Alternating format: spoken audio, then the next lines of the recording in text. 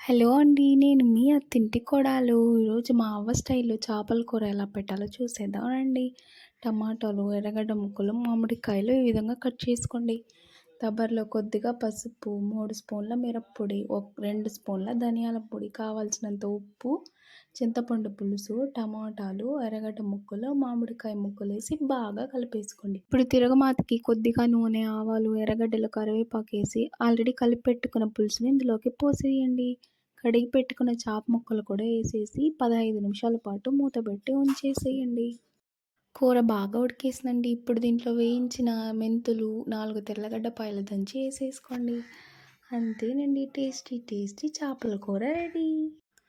ఈ చేపల కూరలో మామిడికాయ ముక్కేసుకొని తింటే భలే ఉంటుందండి. చేపల కూర చేసిన రోజు కాక మరుసటి రోజు తింటే ఇంకా బాగుంటుందండి. ట్రై చేయండి, బాగుంటుంది.